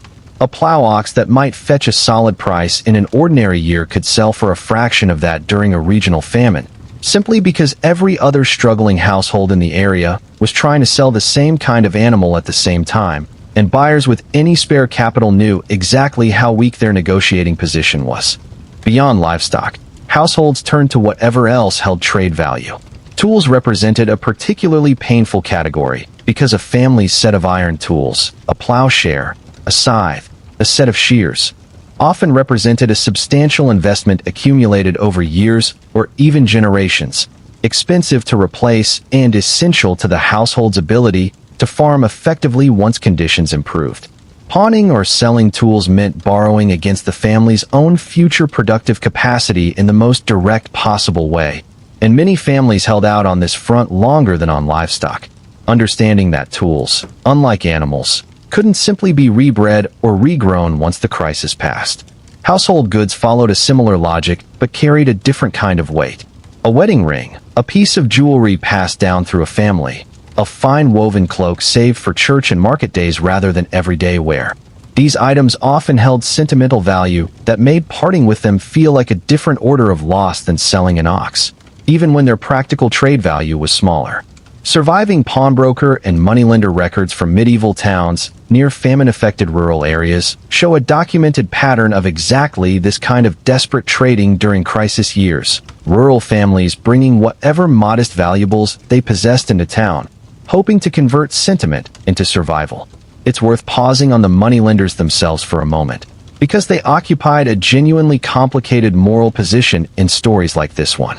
Medieval Christian doctrine officially condemned usury, lending money at interest, as sinful, which meant that formal money lending in much of medieval Europe was disproportionately conducted by Jewish communities, who operated under different religious restrictions and who filled an economic role that Christian society depended on while simultaneously stigmatizing the people who performed it. During famine years, the demand for emergency credit spiked enormously, and moneylenders, whatever complicated social position they occupied the rest of the time, became one of the few remaining sources of the immediate cash or credit a desperate family needed to buy grain at famine prices. This dynamic, worth noting honestly rather than glossing over, also fed periods of increased resentment and, in the worst documented cases across medieval Europe, violence against Jewish communities during and after famine years, as economic desperation curdled into scapegoating. It's an ugly thread in the larger story of medieval famine, and leaving it out would sand down something true about how crisis often brings out both the best and the worst of a community's instincts. Back in our village, the trades and sales accumulated household by household through the hardest weeks of winter, and the reeve, whose job, as established in Chapter 2, already involved tracking the community's food situation closely, would have found himself fielding an increasing number of informal disputes connected to exactly this kind of desperate trading. A family that had sold its ox for grain at a fair price in November might, by February, feel cheated by a buyer who'd clearly taken advantage of their desperation. A household that had borrowed grain from a wealthier neighbor in exchange for a future debt might find, come spring, that the terms of repayment felt far harsher than they had seemed necessary to accept back when starvation felt like the more immediate threat. These disputes, many of which likely never rose to the level of formal manorial court proceedings, nonetheless shaped the social fabric of the village for years afterward. A family that had sold off its plow ox faced a genuinely difficult following spring, needing to either borrow a neighbor's ox for planting, itself requiring negotiation and likely some form of repayment in labor or goods, or attempt to work its land by hand, a far slower and less effective method that risked falling behind on planting at exactly the time when a strong harvest mattered more than ever to recover from the crisis just endured. This is the part of famine survival that extended consequences well past the winter itself, and it's a piece of the story that deserves real emphasis, because it's easy to imagine a famine year as a contained crisis with a clear beginning and end. In reality, the debts incurred, the livestock sold at a loss, the tools pawned and not yet redeemed, and the borrowed grain still owed back to wealthier neighbors, or the manor itself all meant that recovery from a famine year could stretch across several subsequent years, as households worked to rebuild the productive capacity, the animals, the tools, the seed grain, that had been sacrificed simply to survive the crisis in the first place. Some households in our village would recover relatively quickly, particularly those that had entered the famine with stronger reserves and had needed to sell or trade less to begin with. Others, especially those that had started the year already close to the margin, found themselves in a genuinely precarious position even after the immediate crisis of hunger had passed, still working through debts and missing tools and animals a full year or two later, vulnerable to any further shock in a way their more fortunate neighbors were not. And yet, for all the real and lasting cost of this desperate trading, it's worth being honest about what it accomplished in the moment it mattered most. It kept people alive. Every ox sold, every ring pawned, every borrowed measure of grain converted a family's accumulated wealth, however modest, into the calories that carried them through weeks they might not otherwise have survived. The village's material poverty in the years following the famine was, in a very direct sense, the price paid for its human survival during it.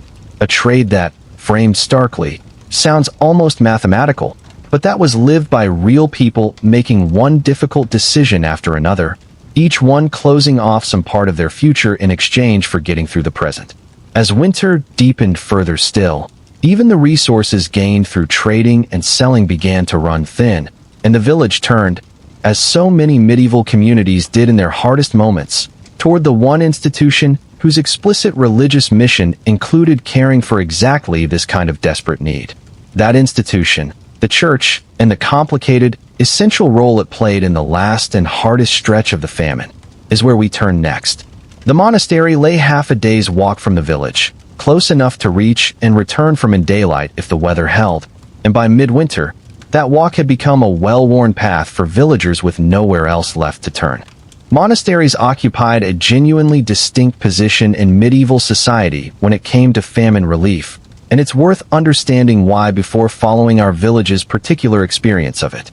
Unlike a manor, which existed primarily as an economic and administrative unit extracting rent and labor from its tenants, a monastery's explicit institutional mission included charity as a core religious obligation, not an optional kindness. The rule of Saint Benedict, which governed the daily life of most Western European monasteries throughout the medieval period, specifically instructed monks to receive guests, including the poor, as they would receive Christ himself, and monastic almsgiving. The regular distribution of food, and sometimes money, to the needy was a standard, expected part of monastic practice even in ordinary years. In a famine year, this ordinary charitable practice scaled up dramatically, and surviving monastic records from famine periods across medieval Europe document exactly this kind of expansion. Monasteries maintained their own substantial grain stores, generally better managed and more consistently maintained than an individual peasant household could achieve, partly because monastic communities operated with more stable, long-term institutional planning than a family managing year-to-year subsistence, and partly because monasteries often held extensive landholdings across multiple manors, meaning a bad harvest in one location might be offset by a better one elsewhere in their holdings. For our village, the monastery's granary represented a genuine, if imperfect, second line of support beyond what the village's own resources and the partial concession from its own manor lord, described back in Chapter 5, could provide. Villagers who made the walk, often the household member in best physical condition, since the journey itself demanded real strength that a weakened body might not have to spare, would arrive at the monastery gates and present themselves at the almonry, the specific building or room within a monastery dedicated to receiving and distributing charity to the poor, an institutional feature so central to monastic life that the monk responsible for managing it, the almoner, held a formally recognized position within the monastery's internal hierarchy. The almoner's job during a famine year would have been genuinely demanding, requiring him to balance the monastery's own charitable mission against the practical reality that its stores, however substantial, were not infinite, and that the monastery's monks and its own dependent lay workers needed to eat as well. Surviving monastic account records from famine years show almoners making exactly the kind of triage decisions the village reeve had made back in Chapter 2, prioritizing distribution toward households with the greatest documented need, toward the sick and the very young, and managing the monastery's own stores carefully enough to sustain charitable giving across the full length of a crisis rather than exhausting reserves too quickly in an early rush of generosity. Beyond direct grain distribution, monasteries during famine years frequently operated something closer to what a modern reader might recognize as an organized relief effort. Some monastic communities are documented establishing temporary infirmaries specifically to care for the sick and starving from surrounding villages, offering not just food but basic medical care of the period, herbal remedies, rest, and shelter to those too weak to be helped by food alone. Larger, wealthier monasteries sometimes coordinated relief efforts across multiple affected villages within their broader landholdings, effectively functioning as a regional distribution network for whatever surplus grain existed anywhere within their reach. The parish church itself, distinct from any monastery, played its own complementary role in famine relief, though generally on a smaller scale given that an individual parish held far fewer resources than a substantial monastic institution. The village priest, whose role in comforting the grieving we touched on in Chapter 7, also managed the parish's own modest resources. The tithe barn mentioned back in Chapter 1, which held grain collected from the community itself as a religious obligation, theoretically set aside for the church's own needs, but frequently redirected, at the priest's discretion, toward direct relief of the most desperate households within his own parish during exactly this kind of crisis. This created an interesting and genuinely important dynamic worth sitting with. The tithe, an obligation that in an ordinary year represented one more upward extraction of a peasant household's hard-won harvest, could in a famine year function as a kind of communal insurance policy, redistributed back toward the community's most vulnerable members by a priest exercising his discretion and moral authority. Not every priest managed this redistribution generously or wisely. Historical records include plenty of examples of parish clergy who hoarded tithe grain or prioritized the church's own institutional interests over the suffering of their parishioners. But the structural possibility existed, and a priest genuinely committed to his pastoral responsibilities had real capacity to soften his community's hardship using resources that had, in effect, already been given by the community itself. Beyond grain and food, the church offered something else during a famine year that's easy to overlook in a story focused primarily on the material mechanics of survival. A framework of meaning that helped a suffering community make some sense of what was happening to them. Medieval Christian theology understood famine, like other natural disasters, within a broader providential framework, as a trial to be endured, sometimes explicitly as a form of divine correction or testing, but always within a larger narrative that promised eventual justice and relief for those who endured faithfully.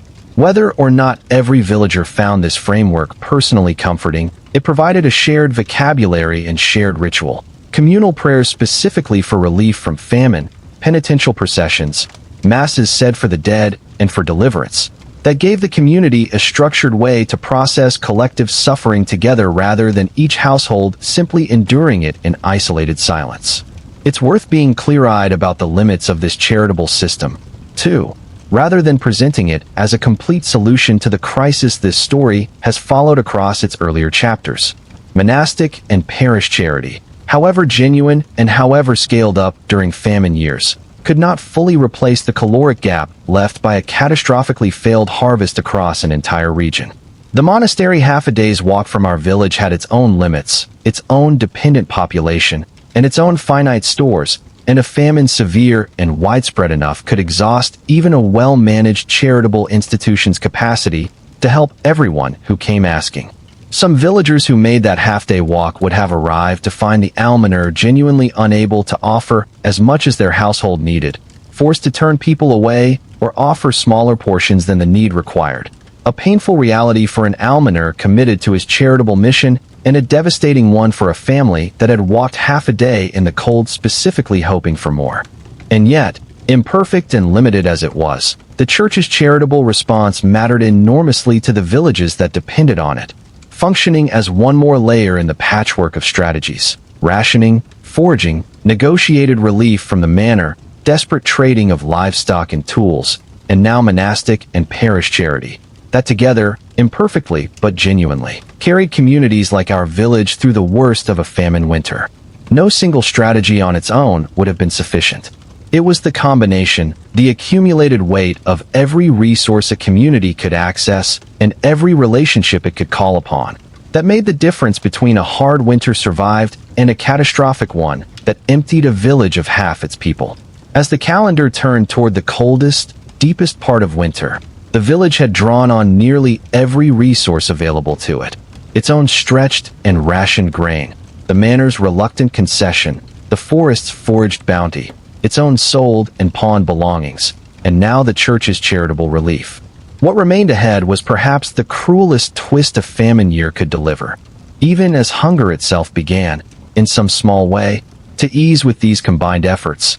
A second and different danger was moving quietly through weakened bodies across the village, one that had little to do with empty stomachs and everything to do with what prolonged hunger does to the body's ability to fight off illness. That danger, disease, following hard on the heels of hunger, is where this story turns next. Nobody in the village had died of outright starvation yet, not in the purest sense of the word, the body simply running out of fuel and shutting down entirely. What was killing people by late winter was something crueler and, in its own way, more insidious. Sickness moving through bodies that hunger had already worn down to almost nothing, finding almost no resistance left to fight it off.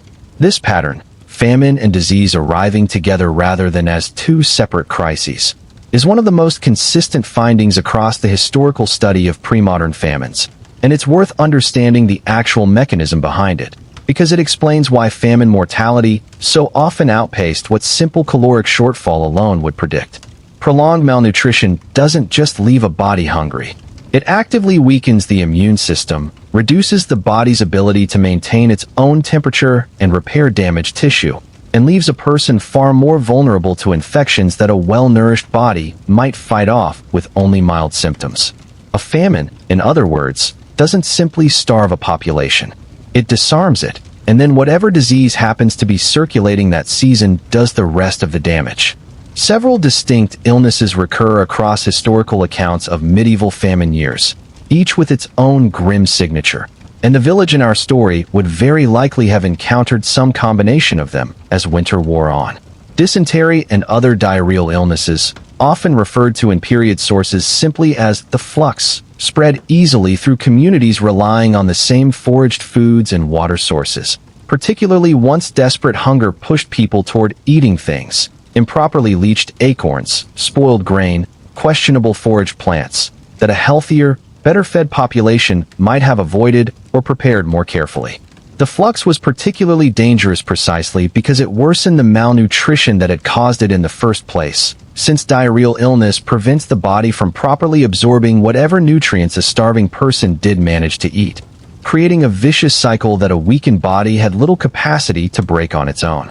Typhus, spread by lice that thrived in the close, unwashed conditions a struggling household often couldn't avoid during a hard winter when fuel for heating water was as scarce as everything else, represents another disease consistently associated with historical famine periods, sometimes closely enough that historians use the term famine fever to describe outbreaks that reliably followed periods of severe hunger across medieval and early modern Europe.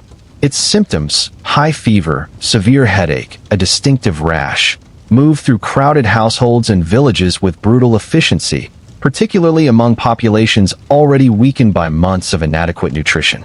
Beyond these specific illnesses, simple edema, swelling, particularly of the limbs and abdomen, caused by prolonged protein deficiency, appears repeatedly in period descriptions of famine victims, sometimes described in ways that, to a reader unfamiliar with the physiology involved, might seem to contradict the idea of starvation at all.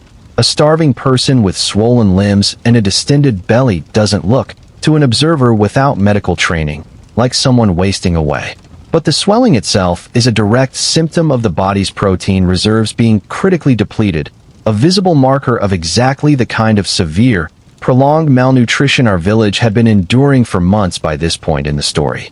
The village's response to this second wave of the crisis drew on whatever medical knowledge and resources it had available, which, by medieval standards, was considerably more organized and more grounded in genuine accumulated experience than modern popular imagination sometimes gives credit for. Medieval medicine operated within its own coherent framework, humoral theory, the idea that health depended on a balance of four bodily fluids, shaped how illness was understood and treated. But alongside this theoretical framework existed a huge body of practical, empirically tested herbal and nursing knowledge, passed down and refined across generations, that dealt directly with exactly the kinds of ailments a famine produced. The old woman whose foraging knowledge shaped so much of Chapter 6 story would very likely have held complementary medical knowledge as well, since the same body of traditional expertise that identified which roots and greens were safe to eat also typically included knowledge of which plants held medicinal value. Willow bark for fever and pain, certain herbs believed to settle a troubled stomach, others used to help wounds heal cleanly. This kind of knowledge, concentrated often in the hands of village women who served, informally but genuinely, as the community's primary healers and midwives, represented one more essential resource the village drew on as sickness spread through its weakened population. The monastery introduced in the previous chapter offered its own medical resources as well, and this is worth returning to briefly, because monastic infirmaries represented some of the most sophisticated medical care available in medieval rural society. Monks maintained herb gardens specifically cultivated for medicinal use, kept and copied medical texts inherited from earlier classical and Islamic scholarship, and, in the better-resourced monasteries, maintained genuinely skilled infirmarians whose accumulated practical experience treating illness among their own community and visiting pilgrims gave them real, useful expertise to offer villagers who arrived sick as well as hungry. Despite all of this, traditional herbal knowledge, midwife and healer expertise, monastic medical care. The plain reality is that medieval medicine, however sophisticated within its own framework, had no real answer to the fundamental problem driving the sickness sweeping through the village. Bodies too weakened by prolonged malnutrition to properly fight off infection, no matter how skillfully that infection was treated once it took hold. The most effective treatment available for famine sickness was, in the end, the same thing the village had been struggling to secure since Chapter 1. Food, real and sufficient, restoring the body's own capacity to heal itself. And food, of course, was exactly the resource that remained in desperately short supply.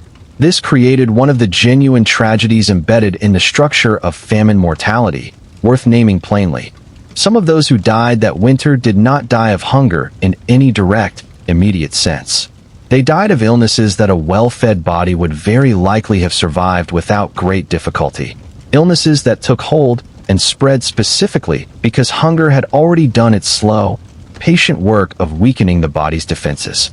The line between died of famine and died of disease that a modern reader might instinctively want to draw simply doesn't hold up against the actual physiological reality of how these two crises interacted, and medieval communities living through it understood this connection intuitively, even without the language of immunology to explain precisely why. The village's mortality that winter, then, needs to be understood as the product of this combined assault rather than as a single, simple story of starvation. Households that had managed, through careful rationing and successful foraging and the various forms of relief this story has followed, to keep their members from outright starvation still faced real danger from the disease moving through the community, danger that fell, as established in Chapter 7, hardest on the very young and the very old, whose weakened bodies had the least capacity to fight off illness even with whatever care the village's healers and the monastery's infirmarians could offer. There is, admittedly, little comfort to be found in this chapter of the story, and it would be dishonest to manufacture some falsely triumphant note here simply because the narrative wants forward momentum. Disease following famine was one of the genuinely hardest realities medieval communities faced, a second crisis layered directly on top of the first, striking exactly when a village's physical and emotional reserves were already stretched to their absolute limit by everything this story has followed across its earlier chapters. What can honestly be said is that the village did not face this second crisis without resources or without care. The herbal knowledge, the midwives and healers, the monastery's infirmary, and the simple, exhausted persistence of neighbors checking on neighbors, family members nursing family members through fever and flux with whatever strength they had left. All of it mattered, even against a threat that medieval medicine could not fully defeat. And as brutal as this stretch of the winter was, it was also, in the story of most historical famines, very nearly the last true test before conditions began, however slowly and uncertainly, to improve. The days, imperceptibly at first, were growing longer. Somewhere beneath the frozen ground, whatever seed the village had managed to preserve through the desperate trading and rationing of the preceding months waited for a planting season that would determine, more than anything else this story has followed, whether the coming year would bring recovery or a second devastating blow the village might not survive at all. That turning point, the fragile, hopeful, still dangerous arrival of spring, is where we turn next. The seed grain sat in a separate bin, apart from everything else the village had eaten, sold, or given away that winter, and everyone in the village understood, without needing to be told, exactly what that separation meant. This grain was not food. Not really. Not in the sense that the bread and pottage described throughout this story had been food. This grain was the entire future of the village, held back through months of genuine hunger, because eating it now would have guaranteed a far worse crisis a year from now. Understanding why seed grain occupied this almost sacred category requires returning to something touched on early in this story, the basic mathematics of subsistence farming, where a single harvest had to accomplish two entirely separate jobs at once. It had to feed the village through the coming year, and it had to provide the seed for planting the following season, since a peasant household in this period generally could not simply purchase fresh seed grain each spring the way a modern farmer might. The seed for next year's crop came directly from a careful portion of this year's harvest, set aside specifically for that purpose. and a household that ate through its seed grain out of desperation faced a genuinely catastrophic following year. No ability to plant, no crop to harvest, and a second famine layered directly on top of the first with none of the reserves, however meager, that had carried the community through the winter just endured. This is precisely why the internal rationing and communal decision-making described throughout earlier chapters of this story treated the seed grain differently from every other category of food. Even at the depths of hunger, even as households sold livestock and pawned tools and walked to the monastery for charity, the seed grain, wherever possible, remained untouched, protected by a kind of communal discipline that understood, with hard practical clarity, exactly what was at stake if that discipline broke. It's worth being honest, though, that this discipline did not hold perfectly everywhere. Historical records of medieval famine consistently document cases where genuinely desperate households, facing literal starvation with no other option remaining, did eat their seed grain rather than watch a child die of hunger in the present for the sake of a hypothetical harvest many months in the future. This represents one of the darkest and most consequential decisions a famine-era household could face, and it's not difficult to understand why some families made it, even knowing the cost. A parent watching a child starve today has little patience for arguments about next year's harvest. But a household that ate its seed grain entered the following spring with genuinely nothing to plant, dependent entirely on borrowing seed from a neighbor or the manor, incurring yet another debt on top of whatever obligations the winter's trading had already created, assuming a lender could be found at all in a village where most households were managing their own thin reserves. For the households in our village that had managed to preserve their seed grain intact, likely through some combination of successful foraging, negotiated relief, and simple hard-won discipline, the arrival of planting season represented both genuine hope and genuine, gnawing anxiety. Hope, because a successful planting and a good harvest would finally begin the long process of recovery this story has been building toward across every preceding chapter. Anxiety, because the ground itself, as established back in Chapter 1, had endured the same catastrophic rain that ruined the previous year's harvest, and there was no guarantee the coming growing season would prove any kinder. The actual work of spring planting, in an ordinary year, followed a well-established rhythm that every farmer in the village had known since childhood. The plow drawn by oxen or horses through fields left fallow or newly turned, seeds scattered by hand in a broadcasting motion that took real skill to execute evenly, and then the long, patient wait through spring and summer for the crop to grow, always with an anxious eye on the sky for exactly the kind of weather that had devastated the fields the year before. This year, though, the ordinary rhythm carried extraordinary weight, and the village would have approached the planting with a kind of careful, almost ritual seriousness that went beyond even the normal agricultural anxiety of any spring. There's a detail worth including here that captures something true about how communities under this kind of pressure often pull together in exactly the moments that matter most.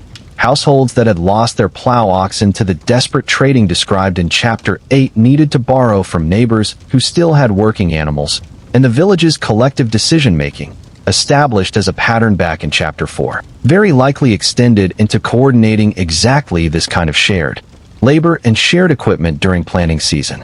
A single team of oxen, shared carefully across multiple households' fields in the order that made the most agricultural sense, could accomplish for the whole village what no individual struggling household could manage alone. This kind of cooperative labor sharing during planting and harvest was, in fact, a standard and expected feature of the open field agricultural system described back in Chapter 1 even in ordinary years, and a famine's aftermath would have made that cooperation not just customary, but existentially necessary. The manor itself, whose reluctant but real concession of grain back in Chapter 5 had helped carry the village through the worst of the winter, held its own stake in the success of this planting season, and this shared interest likely shaped how the Lord's steward approached the spring. A village too depleted to plant properly, or too short on seed grain and working animals to farm its full acreage, produced far less rent and far less future labor for the manor than a village given whatever modest additional support might help it recover fully. Some historical evidence from medieval manors following famine years shows exactly this kind of practical accommodation. Reduced labor obligations, temporary rent relief, or additional loans of seed grain or draft animals, extended not purely out of charity, but out of the Lord's own long-term economic interest in a functioning, productive tenant population. As the fields were plowed and the precious, carefully protected seed grain finally went into the ground, the village entered a period that combined real, cautious relief with a very particular kind of ongoing tension. The worst of the immediate hunger crisis had passed. The desperate rationing, the substitute bread, the walk to the monastery for charity, all of it belonged, now, to a winter the village had survived, however painfully and however incompletely. But the full resolution of the crisis remained months away still, dependent entirely on a harvest that hadn't happened yet, in a growing season that carried no guarantees. This gap, between the immediate crisis easing and the full recovery still uncertain months in the future, represents one of the genuinely underappreciated aspects of how medieval famines actually resolved, worth naming clearly rather than letting the story rush toward an easy, tidy resolution. A village didn't simply wake up one morning with the famine over. Recovery unfolded gradually, contingent on an entire new growing season succeeding where the previous one had failed, and every household in the village would have carried some real anxiety through that spring and summer, watching the new crop with the particular intensity of people who had learned, the previous year, exactly how quickly things could go wrong. The old woman from Chapter 1, whose memory of her own childhood famine had shaped so much of the village's survival strategy across this story, would very likely have understood this gap between crisis and recovery better than almost anyone in the village, having lived through it once before. Whatever comfort or perspective she offered her neighbors that spring, and we can imagine her offering some, in the quiet, practical way that seemed to characterize her role throughout this story, would have been grounded in hard-won experience rather than empty reassurance. The crop would grow, or it wouldn't. The rain would be kind this year, or it wouldn't. And until harvest arrived, there was nothing left to do but tend the fields with everything the village had left and wait. As the summer wore on and the new crop grew, standing green and, by every account the village could gather from watching it daily, healthier than the drowned and rotted fields of the year before, something the village hadn't felt in nearly a full year began to return, cautiously, household by household. The simple, ordinary rhythm of a farming community going about its business without the constant, gnawing calculation of exactly how many days of food remained. That return to ordinary life, and what the village carried forward from the year it had just survived, is where this story concludes. The harvest came in that autumn, and it was good. Not extraordinary, not the kind of overflowing abundance that erases a bad year entirely from memory, but good enough, full-headed wheat standing gold in dry fields, brought in under a sky that, for once, cooperated. The village gathered it in with a kind of quiet intensity that anyone who had lived through the previous year's rotted, waterlogged fields would understand instantly. Nobody needed to say what this harvest meant. Everybody already knew. But a story about a famine year doesn't really end the moment the crisis lifts, and it would do a disservice to everything this village went through to simply close the book at, and then the harvest was good. What actually happened, in the months and years that followed, was a longer, quieter process of recovery, debt repayment, and reckoning with everything the winter had cost. A process worth following through to its real conclusion rather than skipping past for a tidier ending. The debts came first, because they came first in nearly every practical sense. The grain borrowed from the manor back in Chapter 5, structured as it likely was as a loan rather than outright charity, needed repaying from this new harvest, and households across the village would have set aside a portion of their hard-won grain specifically for that purpose before counting the rest as truly, finally their own. Debts to wealthier neighbors, incurred during the internal community rationing and mutual support described in Chapter 4, needed settling as well, according to whatever terms had been agreed, sometimes in grain, sometimes in labor, sometimes in a combination of both stretched across more than a single season if the original shortfall had been severe enough. Households that had sold or traded away livestock during the desperate trading of Chapter 8 faced a longer road back to where they'd started. A family that had sold its plow ox needed to either purchase or breed a replacement, a process that, for breeding, could take years rather than months. And in the meantime, that household would have continued relying on borrowed animals and shared labor from neighbors. Exactly the kind of cooperative arrangement established as a pattern during the previous spring's planting in Chapter 11. Tools pawned to moneylenders in town, discussed in the same chapter, needed to be redeemed, assuming the family could gather enough surplus from this good harvest to cover both the redemption cost and everything else now competing for their attention. This uneven pace of recovery meant that, even a full year after the famine's worst point, the village was not a uniform community of equally recovered households. Some families, those that had entered the crisis with stronger reserves or simply better luck, found themselves largely back to normal by the following harvest, their debts settled, their livestock replaced, their private grain stores rebuilt to something approaching a comfortable margin.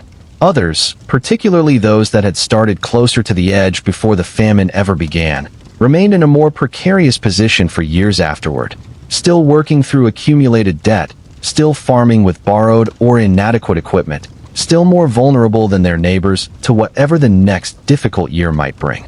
This uneven recovery is worth dwelling on for a moment, because it complicates any simple narrative of the village survived the famine as a single, uniform outcome.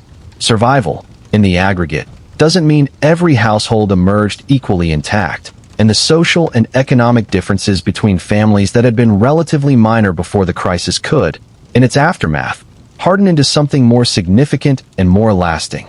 A wealthier household that had helped struggling neighbors through the winter, now holding real leverage and real social standing that a poorer household, still working off its debts, simply didn't have.